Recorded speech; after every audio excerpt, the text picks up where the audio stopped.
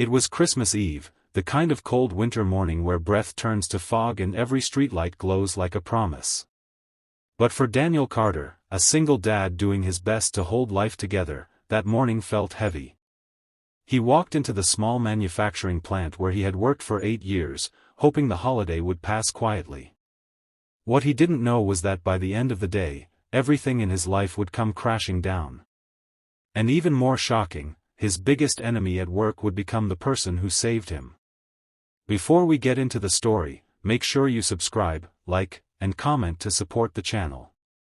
It helps more than you know. And welcome to Kindness World, where every story reminds you that kindness still exists out there. Daniel wasn't a man who complained. He lived in a tiny apartment with his 7-year-old daughter, Lily, who still believed Christmas was magic. Every night she asked if Santa would still come even if she didn't have a chimney. Daniel would laugh softly and say, "Santa always finds his way." But behind that smile was a father fighting exhaustion, bills, and the fear of failing the only person who mattered. At work, Daniel had one constant headache, Marcus. A guy who always seemed annoyed, competitive, and ready to blame Daniel for anything. They weren't friends. They barely tolerated each other. And if there was anyone Daniel avoided, it was him. But that morning, when Daniel was called into the office by the manager, Marcus stood nearby with his arms crossed. The manager looked uncomfortable, almost guilty, as if he didn't want to say the words he was about to speak. "Daniel. I'm sorry. We're letting people go today. Budget cuts. And your position is being eliminated." Daniel felt the world tilt. Today?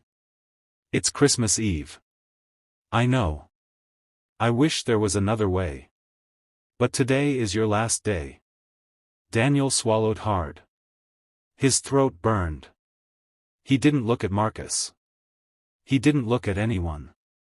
He signed the papers with shaking hands and walked out. By the time he reached the parking lot, snow had started falling. Soft, cold flakes landed on his coat as he leaned against his old car, trying not to break down. All he could think about was how he would tell Lily, and how he would pay rent in January. A voice broke the silence. "So, that's it? They let you go too?" Daniel turned. Marcus was standing there, his usual hard expression gone, replaced with something quieter. Daniel didn't want to talk. "Not today." "Yes.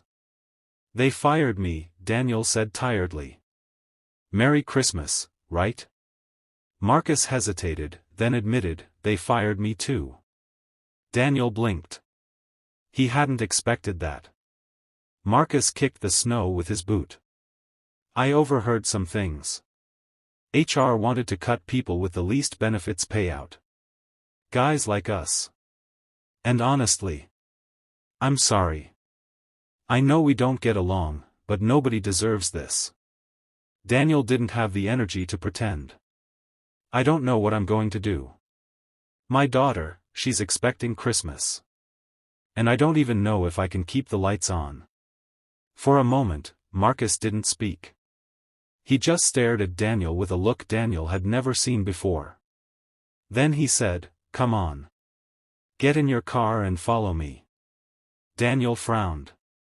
"Why?" "Because I'm not letting you go home like this."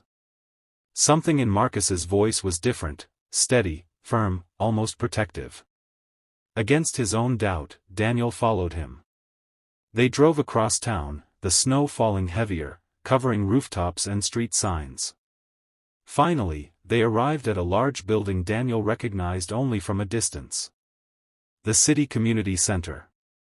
Inside, to Daniel's shock, stood piles of donated gifts, food boxes, and volunteers moving around with warm smiles. Marcus walked in like he belonged there. "What is this?"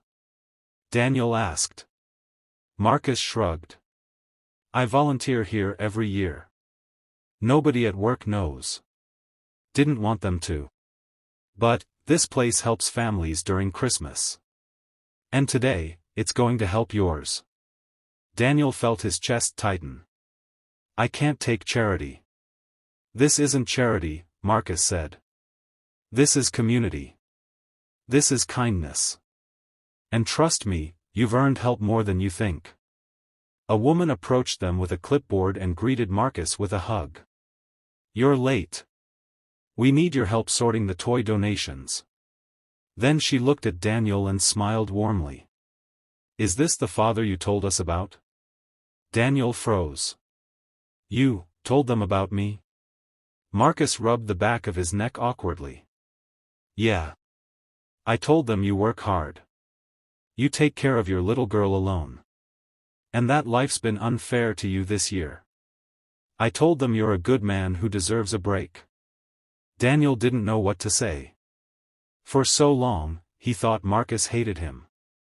Maybe he had misunderstood everything. Within minutes, volunteers began bringing items, wrapped gifts for Lily, a Christmas dinner box, even a small heater because Marcus mentioned their apartment got cold. Daniel felt overwhelmed. Tears filled his eyes as he whispered, "Thank you. I don't know how to repay you." Marcus smiled, an actual smile. You don't owe me anything. Sometimes people just need someone to stand up for them. And today, that someone was me. Daniel helped pack the boxes into his car. Before leaving, Marcus handed him a small envelope. Open this later. And Daniel, don't give up. Things change faster than you think. That night, Daniel returned home with the gifts hidden under blankets. Lily ran to him, excited, asking if Santa would still come. For the first time that day, Daniel smiled. Yes, sweetheart. Santa is definitely coming. After Lily fell asleep, Daniel finally opened the envelope Marcus gave him. Inside was a handwritten note and a card. The note read, Daniel, I recommended you to my cousin. He runs a maintenance company and is hiring. Call him after Christmas. Tell him I sent you. You deserve better than what happened today. Daniel pressed the card to his chest as his eyes filled again. It wasn't just help. It was hope. Christmas morning came with laughter, warmth, and a little girl who believed her daddy had saved Christmas. But in truth, it was kindness, from the most unexpected person, that saved them both. Days later, Daniel got the job. A stable, better-paying one. And slowly, he and Marcus became real friends. The kind who check in on each other, who laugh at old memories of their work arguments, who know the value of second chances. Daniel often thought about that Christmas Eve, the day he thought everything had ended. Instead, it became the day everything changed. And it taught him something he never forgot. Kindness doesn't always come from the people we expect. Sometimes it comes from the very person we once misunderstood. Sometimes the person we thought was against us becomes the one who lifts us up. If you're watching this, remember this one thing. Kindness isn't small. It can change a day, a life, or an entire future. And you never know whose life you might touch with even a single act of compassion. So as you go on with your day, choose kindness. Choose hope. And choose to be someone's unexpected miracle.